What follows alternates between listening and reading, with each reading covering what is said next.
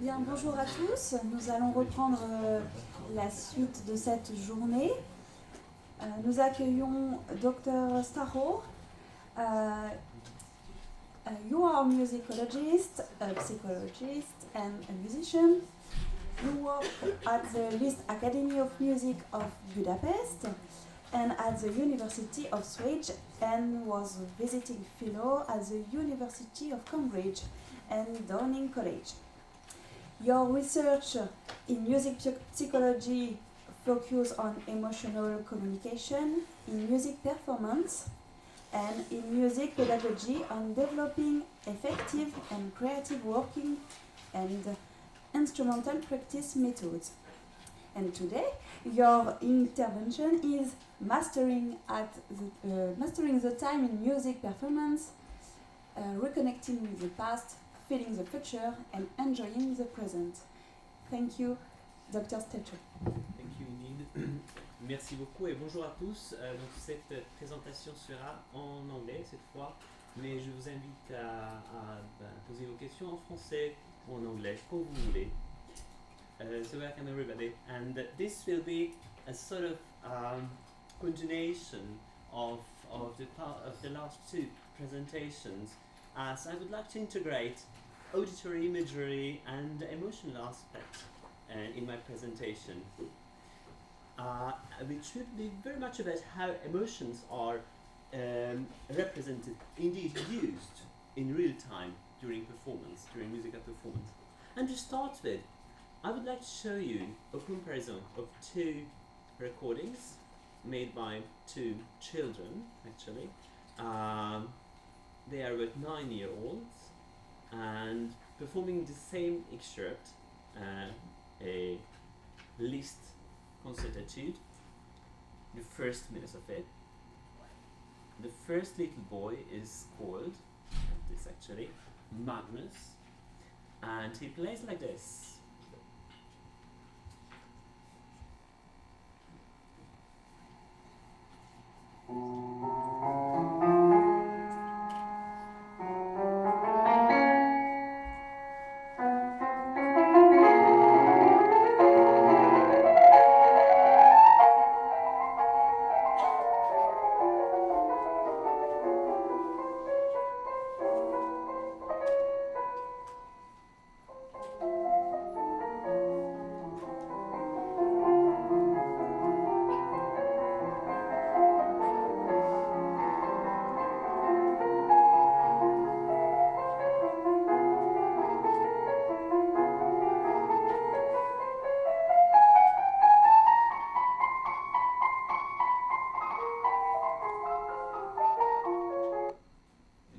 Minute of Liszt, La Leggerezza, and another performance now by another 9-year-old child, Ilan, who is this.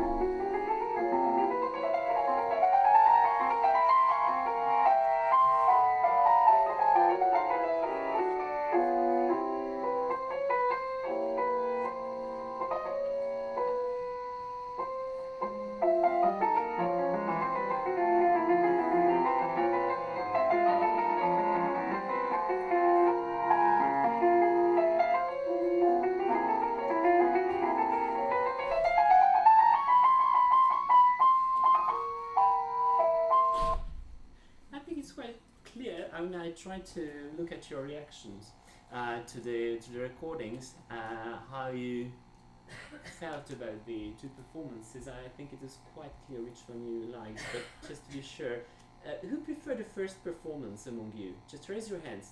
Who preferred the first performance? 1, 2, 3, 4 people. Who preferred the second one? Just to be sure. The West majority. Okay, thank you very much. I mean, I'm very interested in okay, we have a chat about it.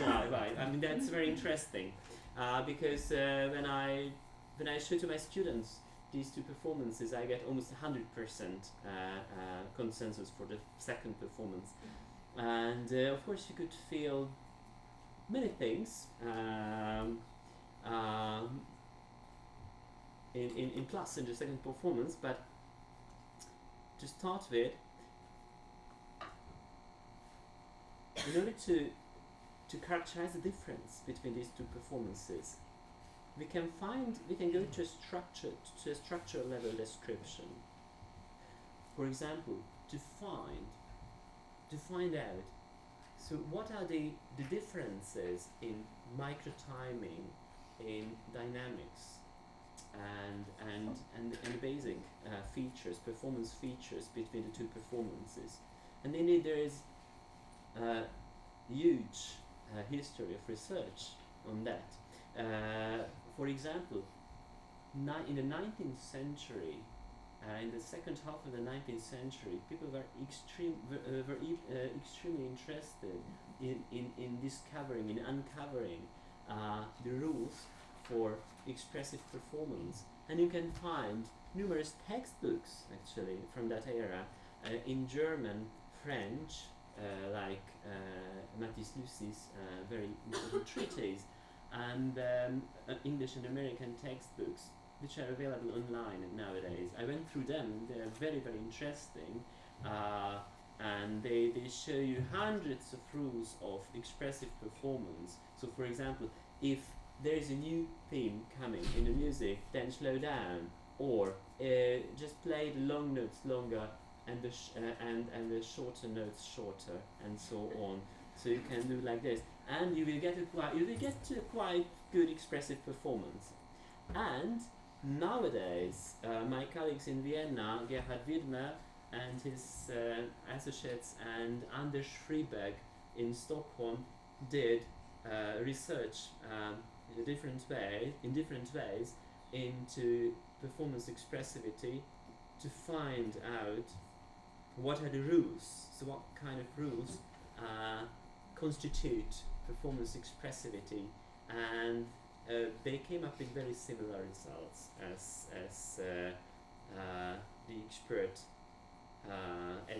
experts in the 19th century through intuition then. However, I think it's much more interesting to go to the cognitive level and to try to describe what is going on in the mind of the performer while he's producing expressivity. So what is going on in the mind of the first little child and the second little child? So what do they focus on while performing in order to produce the result? Can we describe some kind of cognitive rules for performance expressivity? So not just rules like slow down here and there, or speed up here and there, or make a crescendo when this and this comes in the music. So this is the structural level. But on the cognitive level, what would you focus on in order to produce these crescendi and decrescendi and so on? If we start from the premise, which is almost a commonplace in music psychology, that the expressive quality of a performance rests on the richness of associations and feelings, associations of feelings and thoughts by the performer to all the elements of the musical process, and respectively the performer's ability to express this or to communicate this, then we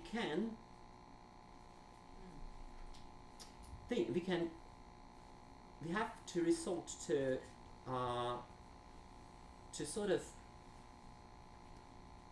the notion of musical meaning, actually, because what many people say they feel when they felt when they listen to the second performance, and I think you might agree with this, the second little boy's performance, is that it was more meaningful, that the second little boy was not just playing the notes, just one after the other, but he was kind of expressing something through music.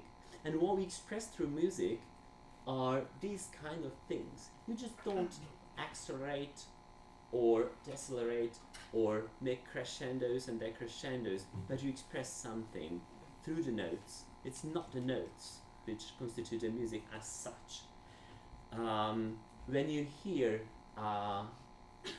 the end of a song, the end of the Sur le Pont d'Avignon, for example, the end note, you don't simply just hear in advance, in your inner hearing, the last note, but you also feel the difference between the first note and the last note, a sort of a kind of tonal difference, or whatever, like that. So you feel gestures or movement patterns, you feel directly expressed emotions, moods, which we call characters in general in music. Then you feel the concatenation of these. So when gestures and characters are following each other in the musical flow, you feel that there is a story in the music. That's the narrative structure in music, in fact. And you feel the metrical structure in music, so you feel the meter. It's not only that you know the meter, but you feel the meter while you listen or you perform the music. You feel the length of a melody. That is the grouping structure or melodic structure. You feel the tonal structure or the tonal process in a piece of music while you're listening to it or while performing it. It's not just that you know that this and this chord is coming up, but you feel in advance that chord, and so on. So the performer expresses these things, gestures, characters, and so on, through feeling them in real time while performing. I think this is the main difference between the two children on a cognitive level. So the second little boy was able to feel them in real time. Maybe the first little boy was aware of the tonal structure or the dramatic structure or the metrical structure of the piece, of the first minute of Liszt's La Leggerezza, but he was definitely less able to perform them, to express them or to communicate them in real time while performing each and every moment, tonal moment or metrical moment, and so on.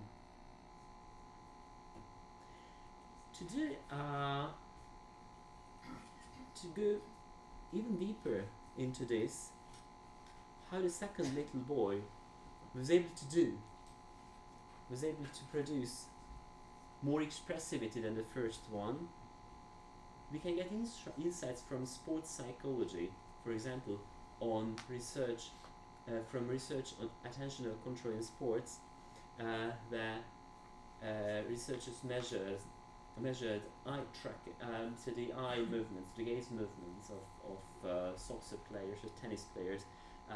There's very important research in English and in French as well in this area, and so based on this and based on an analysis of hundreds of video recorded excerpts, I came up with a model of performers' attentional strategies underlying expressivity in performance, and I argue for the fact that attentional strategies that underlie expressivity in a performance constitute a complex system, a rule-based system, which produces a specific mental imagery I call navigating mental imagery. What does this mean? I would like to show you another excerpt this time. It's from a masterclass with Maria João Pires, working with a student on a Beethoven variation, on two Beethoven variations, and this is my favorite excerpt actually. It is quite telling. So you have the student here playing a variation. He's very much focusing on Go on. perhaps being even or playing staccato, but it's not so expressive.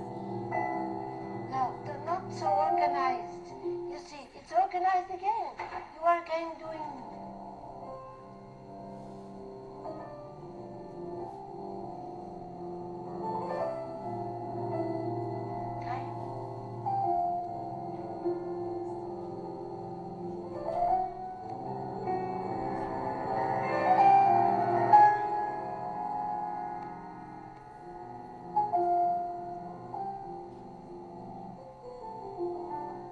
What is the difference between my way of playing and yours? It's just one thing. And one little thing.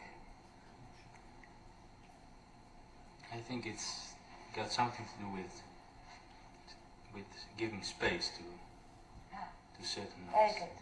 And the space is given by time. No time. All the world is mine. So I have the space I don't have to do. I just feel.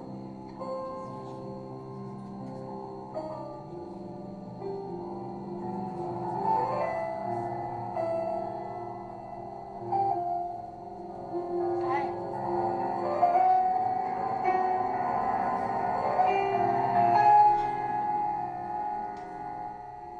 How long was this? Endless.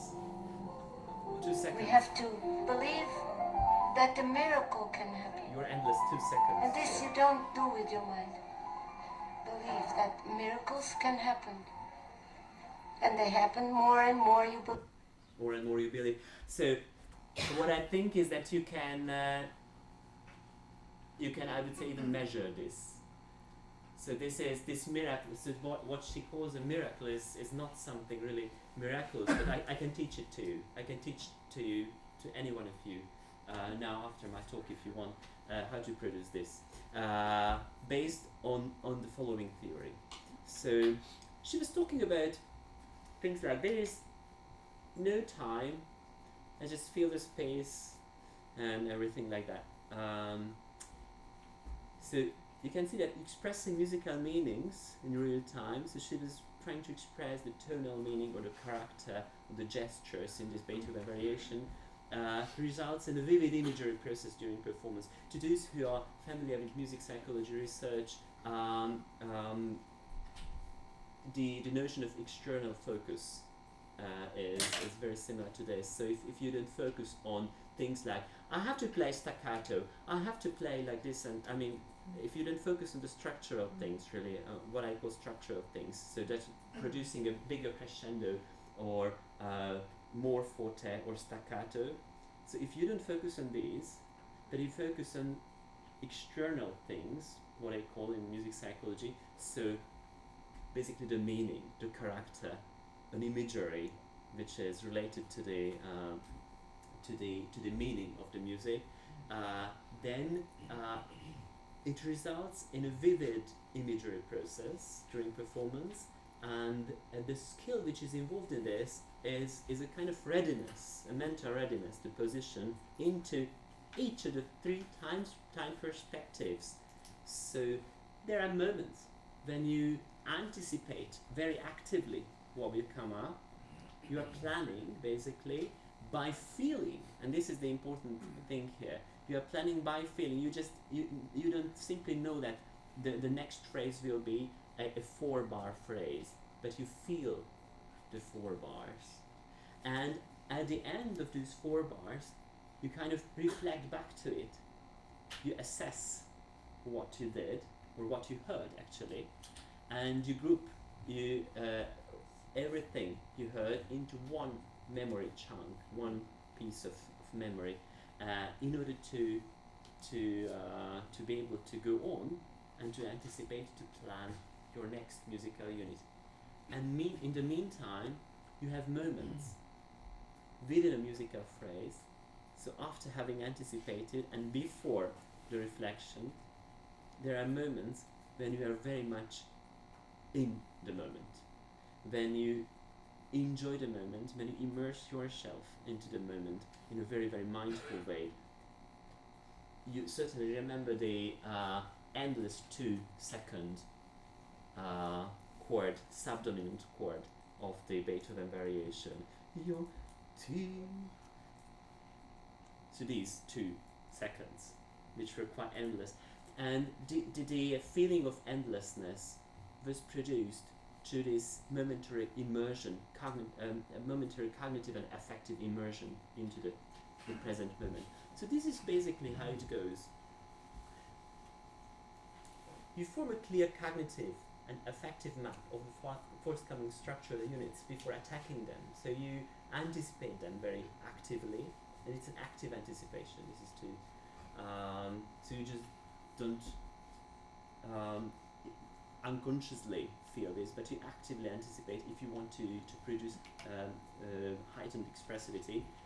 Then you enjoy the present moment within a phrase, within a musical phrase. You pick up, for example, a long note or a chord, nice chord, and you just enjoy it for a fraction of a second, basically. And then, after the phrase, at the end of the phrase, you just kind of think back of the phrase by forming a mental image of that musical unit, and and subsequently you measure the next ones to that. These moments, the moment of anticipation, the moment of recollection or reflection, and the moment of mindfulness, are moments of very active and focused immersion, an in-depth attentional immersion actually, and these produce momentary changes of consciousness, measurable momentary changes of consciousness. One of these MFIs, as I call them, so moments of focused immersions, one of these moments, important functions, is to produce moments of very quick attentional focusing and refocusing as well. I would like to show you an interesting example of this. Here is an excerpt from a masterclass with Maxim Vengerov, who is teaching Beethoven sonata, the A minor sonata for violin and piano, first movement, beginning. That's it. That's it. Finished.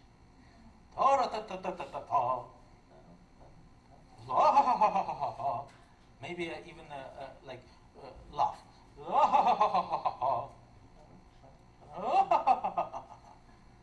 Yeah. Very, very necessary to separate functions. Yeah. As if that's your role and that's another person. And then very necessary, you know. I mean, seems to be very easy sonata, but it's not, because of these changes of personality. Please try, yeah. Look at the girl now. Is she able to do what he asks? What Wenger asks? Is she able to switch? I mean, to distinguish?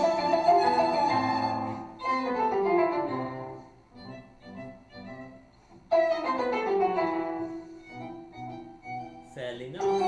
Quite good. However, Yeah. You can take the time. 20 minutes later, I show this.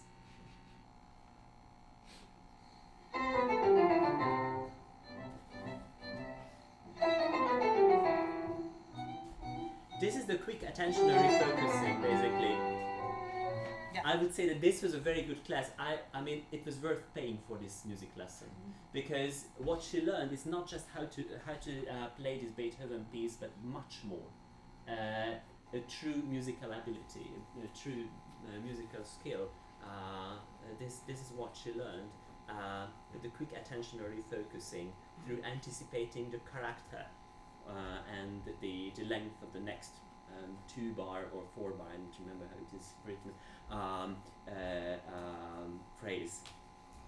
So the future directed moments of focused immersion and the past directed ones are in general related to the expression of temporal structure, so the grouping structure and the metrical structure in music, and the present focused MFIs are related to the expression of tonality, especially, and to the character as well.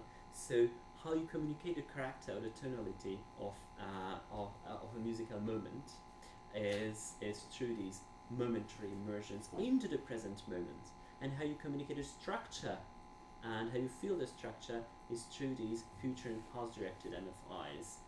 And the quick attentional shifts, as I showed you in this Beethoven excerpt, in the last excerpt, are are ideal for the expression, are the tools actually for the expression and the communication of the narrative structure, the narrative and dramatic structure of music. So this is how it works basically. I enjoy the present moment, then I set my future goals according to how I play the previous unit. So this is how it works. And I showed you already this, and just to go on, I still have a few minutes, a couple of minutes. I have tons of excerpts to show you how to anticipate. Oh, 1 minute, okay, then you have seen anticipation in the excerpt with Maria João Pires quite clearly. The active anticipation. She was actively anticipating, figuring out in advance. This is inner hearing or auditory imagery, of course. The being in the present moment was very well portrayed, I think, by the long subdominant chord at the end of her performance. Or actually anticipation. Do you remember the second little boy's performance, how he started the Liszt piece? He was actively anticipating the first note, whereas the first little boy was just attacking the piano without very active anticipation. And I mean, I have, if I may show you, okay, one excerpt about deepening the focus.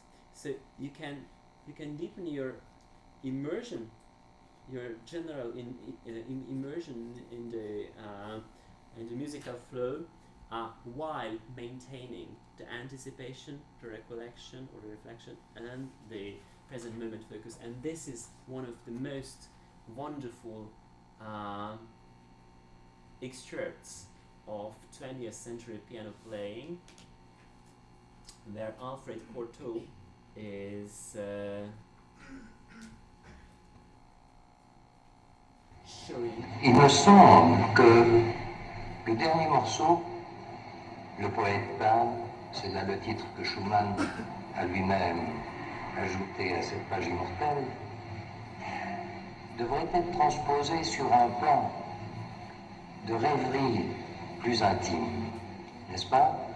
Pas seulement la belle sonorité, la détente expressive de la phrase, mais un sentiment plus rêveur.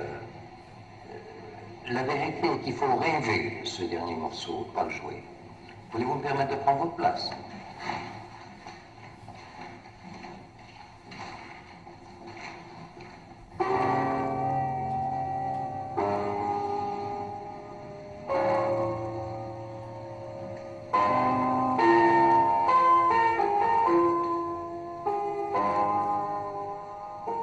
Et là, ne pas relier les deux phrases.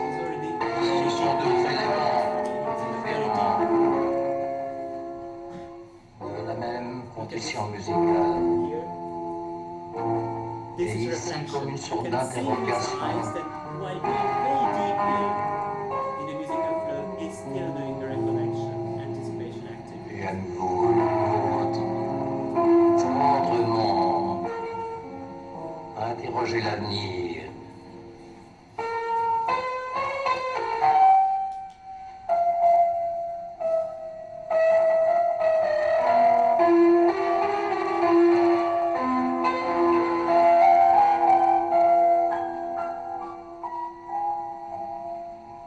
Et à partir d'ici, que ça s'inscrive simplement, non pas dans la musique, mais par an du génie, dans l'immortalité.